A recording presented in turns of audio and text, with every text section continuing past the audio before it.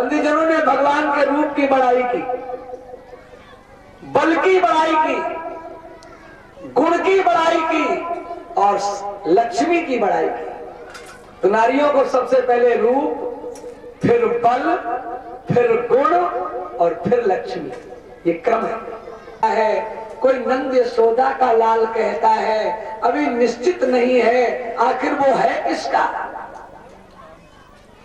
और जिसके कुल खानदान का ही पता नहीं है और उसे मैं दे दूं तुझे, नहीं। हाँ, हमने तेरे लिए अच्छा वर सोच लिया है। वसुदेव का भांजा, कृष्ण की बुआ का लड़का शिशुपाल, बलवान, गुणवान, रूपवान, ऐश्वर्यवान है। और वहां से चला, शिशुपाल के यहां तिलक कर दिया, लगन निश्चित कर दी। लगन से कई दिन पूर्व बारात आ गई, तब प्रवासियों को पता लगा। लेकिन बेचारे भीष्मक ने भय के कारण, पुत्र स्नेह के कारण सारी बारात का सम्मान किया और शिशुपाल को भी दामाद की तरह से पूजा। तब रुक्मिणी जी को पता लगा कि मेरे लिए शिशुपाल है, बड़ी व्याकुल, क्या करूंगा प्रभु, मैं तो उसकी दासी हूं, पर प्रभु आप ये क्या कर रहे हैं। रुक्मिणी ने कठिन पहरा लगा दिया है। रुक्मिणी के महल में कोई भी नहीं जाएगा बाहर से, और कोई भी अंदर से बाहर नहीं आएगा। आते जाते पकड़ा गया तो मृत्यु दंड दिया जाएगा।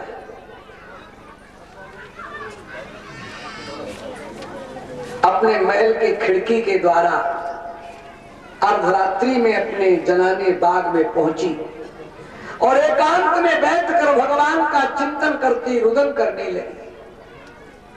धीरे धीरे ब्रह्म मुहूर्त का समय आया। मालिन की भूल से जनाने बाग का बाहरी फाटक खुला था। एक वृद्ध ब्राह्मण पूजा के लिए पुष्प लेने जा रहा है। फाटक खुला देखा, सोचा मालिन आ गई है, चलो दो चार फूल यहीं से लिए लेता हूं, मैं तो बड़ा बूढ़ा हूं। जो प्रवेश किया, रोने का शब्द कानों में, सीधा रुक्मिणी के पास पहुंचा। बेटी, तुम्हारे जीवन का मंगल कार्य होने जा रहा है, बारात आ चुकी है। बेटी, मंगल कार्यों में आंसू बहाना अमंगल सूचक होता है। क्षत्रिय हम ब्राह्मण हैं, पर हम दोनों में बड़ा स्नेह है और हम दोनों एक उम्र के हैं। हमारी मैया कहती थी, दो चार दिन या तो भीष्मक बड़ा होगा या तू बड़ा होगा। जैसे तू भीष्मक की कन्या है वैसे ही मेरी है, बता तुझे क्या कष्ट है। रुक्मिणी जी ने कहा, आप मेरे पिता के समान है। अरे तू पिता ही समझ, बोल क्या कष्ट है। रुक्मिणी जी ने कहा, आप पिता हैं तो पिता का दायित्व भी पूरा करेंगे, अवश्य। बोलो बेटी, मुझे क्या करना है। संत राधे श्याम जी ने बड़ा सुंदर भाव दिया है। विष्णु पुराण, तुम्हारी हूँ बेटी, मेरा सती तो रख लीजिएगा। ईश्वर ने तन बर दिया मुझे, तो आप कृष्ण वर दीजिएगा।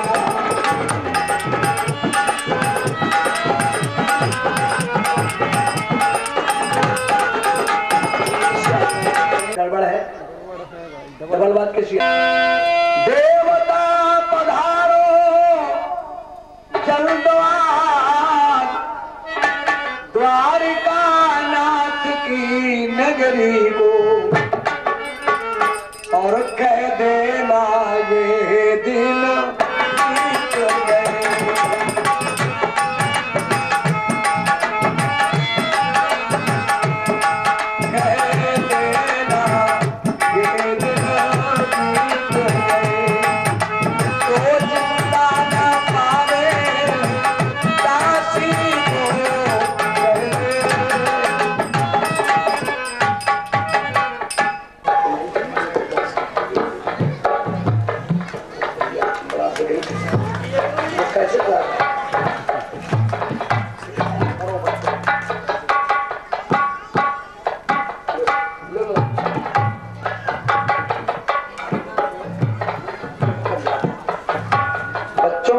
रखाते हैं, वो कहते हैं बच्चों से ही करा लें, क्योंकि आशीर्वाद मिलेगा भगवान का, बहुत बढ़ेंगे।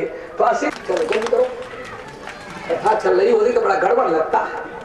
हाँ, आगे पीछे करो, बड़ा समस्या। इसलिए तुम्हें कथा में प्रसंग जब चलता है तब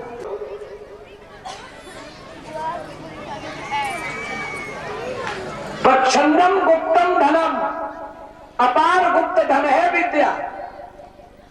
विद्या भोग करी, यशः सुख करी। विद्या गुरु नाम गुरु, विद्या गुरुजनों का भी गुरु है। आज थोड़ी सी विद्या प्राप्त करा दी भगवान ने, जरा सी। आप लोग इतना तो कुल शील रूप विद्या। अब जो चार चीजें हैं तो ठीक ही है, क्यों मजले भैया? विद्या भी है, कुल भी है, शील भी है, रूप भी है। लेकिन दूल्हा 60 वर्ष का और लाली 20 वर्ष की, ठीक रहेगा? नहीं। कुल शील रूप विद्या हो न हो, विवाह सत्यनारायण की पुस्तक में आया है, साधुबनिया कह रहा है विवाहार्थे च कन्याया परम श्रेष्ठम विचार है।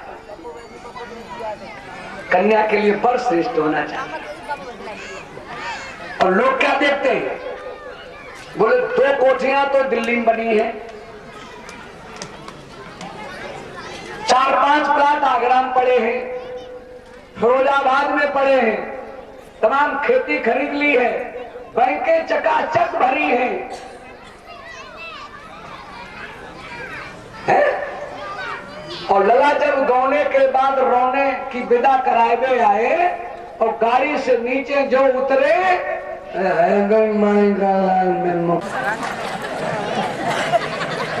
ठीक रहेगा? कैसा बढ़िया कर्म है। लेकिन प्रभु आपसे प्रार्थना, ये सब कुछ मेरे में आपके ने बराबरी लिख दी है। भगवान दुष्ट ना हो जाए। थोड़ी कमी क्या है? तन में भगवान खलव्रता पति है और मैं आपकी दासी हूं।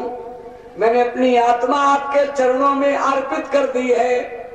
लेकिन ध्यान ये रहे, गोमायु मर्ग पतेर बलिमंबुजाक्ष, कई सिंह के भाग को सियार न ले जाए। इसी का अनुवाद संत राधे श्याम जी ने किया है। ओ ब्रज बल्लभ गोपी बल्लभ राधा बल्लभ नंद नंदन, सिंह की सिंघिनी का ग्राहक बन रहा आज गर्दन।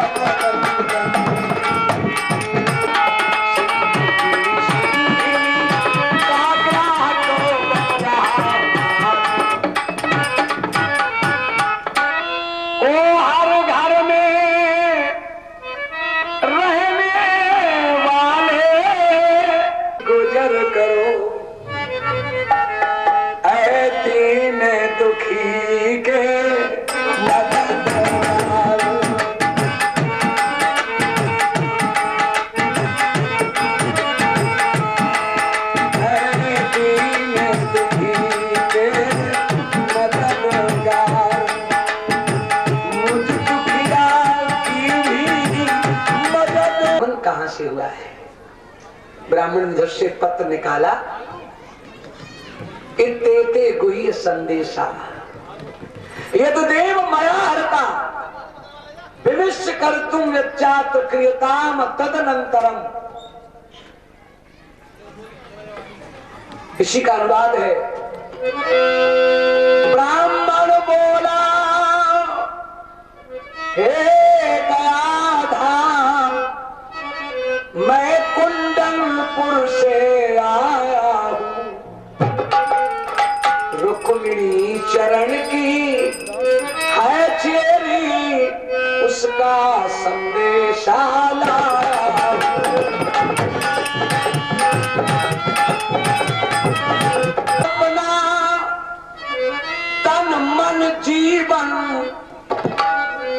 चरणों पर है बार दिया, दर्शन दो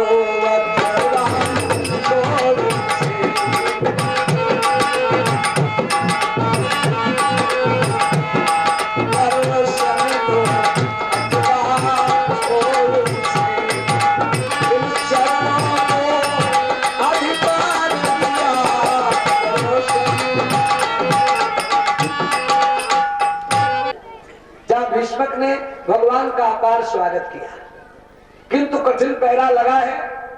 रुक्मिणी जी को पता नहीं है कि भगवान आ गए। एक ही दिन शेष है, कल विवाह होना है। देवी जी की पूजा के बाद विवाह कार्य संपन्न होगा। रुक्मिणी जी रोने लगी। सूर्य अस्त हो चुका है, काफी समय रात्रि का हो गया है, रो रही है। दुर्भगान में धाता नानुकूलो महेश्वरा, देवी बाबी मुखा गौरी रुद्राणी गिरजा सती। मेरा दुर्भाग्य है, विधाता मेरे विमुख हो गया। गौरी रुद्राणी गिरजा सती मुझसे विमुख हो गई। ऐसा विचार कर रही थी, तब तक एवं चिंतयति बाला गोविंदागमनम नपो वाम उर्भुजो नेत्रम स्फुरन प्रिय भाषण। जो ध्यान कर रही थी, बाईं आंख, बाईं भुजा, बाईं जंघा फड़कने लगी। नारी का बायां अंग, पुरुष का दाहिना अंग फड़कना शुभ होता है। चलेंगे नहीं, ये सोच रही थी। तब तक अंतापुर चरीम देवीम सैव दुज सत्तमा। किसी तरह ब्राह्मण को मौका मिल गया। रुक्मिणी जी की दृष्टि पड़ी, दौड़ के गई, पिताजी प्रभु आ गए। हाँ बेटी, इस उपकार का बदला मैं क्या दूं? पागल हो रही है, कहीं पुत्री पिता को बदला देती है। चलिए, रुक्मिणी ने देवी मंदिर से रुक्मिणी के महल तक कठिन सेना लगवा दी है, कोई बाहरी ना आने पाए। जो देवी जी के मंदिर में माता जी पहुंची, रुक्मिणी जी सखी सहेलियों के साथ पूजन किया विधिवत और चरणों में मस्तक डाला और प्रार्थना की, भवानी बंदयाम चक्रु श्वासं तानयुताम शिवाम भूयात पतिर्मे भगवान कृष्णात् तदनुमोदताम। हे भवानी, हम तुम्हें तुम्हारे पति तुम्हारी संतान के सहित वंदना करती हूँ। मेरे पति भगवान कृष्ण हो, मुझ पर प्रसन्न हो जाओ। विप्र पत्नी बोली, कहाँ का कृष्ण, कौन कृष्ण? शिशुपाल का नाम लो। खिंच गया। और तब तक भगवान श्याम सुंदर रथ लेकर के आ गए। भगवान के रूप को देख करके सारे के सारे खिंच गए। उस रूप को देखकर कुछ तो रुक्मिणी जी की तरफ देखने लगे, कुछ भगवान की तरफ देखने लगे। रुक्मिणी जी भी सिपाहियों की तरफ देख रही, भगवान भी देख रहे हैं और दोनों एक दूसरे के पास चलते जा रहे हैं। दृष्टि सिपाहियों की तरफ है और चल रहे दोनों एक दूसरे के पास। दृष्टि अपनी इसलिए नहीं घुमा रहे हैं कि कहीं ये विचलित ना हो जाए। और दोनों में अपार सौंदर्य है। भगवान में कोट मनमत लावण्य, करोड़ों कामदेव को लजाने वाला सौंदर्य है। और जानकी जी के लिए आरामायण में वैसे रुक्मिणी जी है। जगत जनन छौभारी, सुंदरता का सुंदर करई, छबगड़े दीप शिखा जनवर। जब निकट में रुक्मिणी जी आ गई, भगवान धीरे से उतरे, चित्त उधरी है सिपाहियों की तरफ और धीरे से हाथ पकड़ा, रथ पर बिठा लिया और एकदम रथ मार दिया। बोले कृष्णचंद्र भगवान की जय हो। भगवान ने रथ मोड़ दिया और इसी समय पर बलराम जी को पता लगा माता पिता के द्वारा कृष्ण अकेले फंस गए हैं। भगवान बलराम का रथ आया, इधर कृष्ण का रथ मुड़ा और बलराम जी का रथ उसी समय आ गया।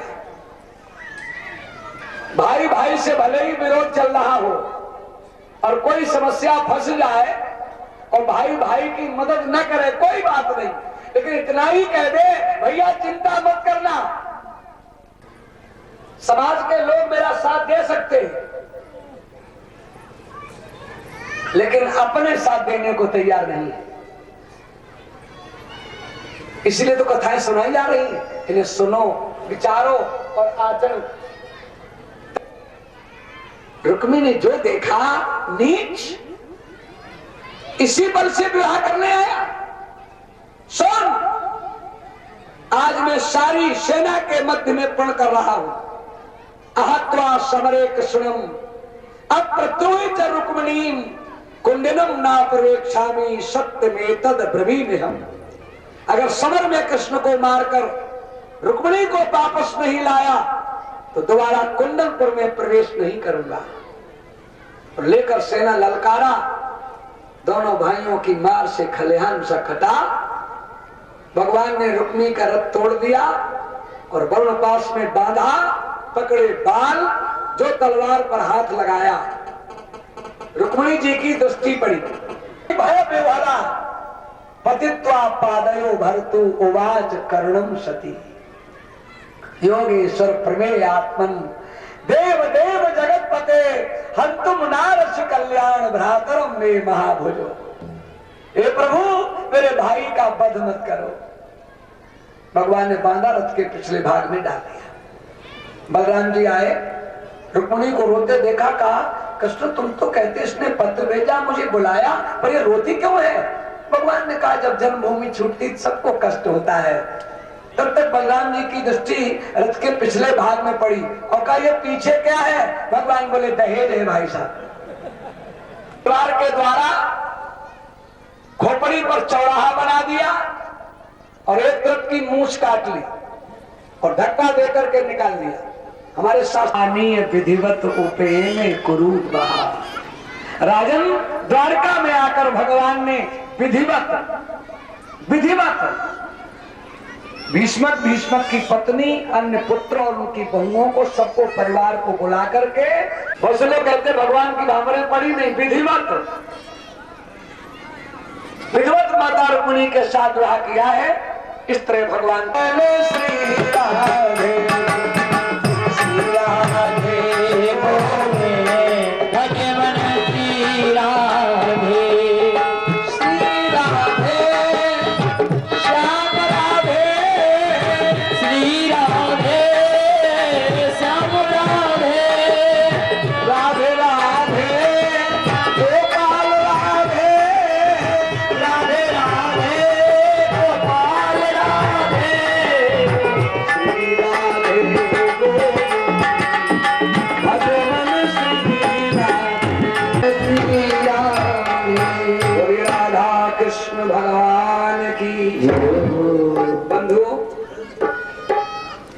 समय आने पर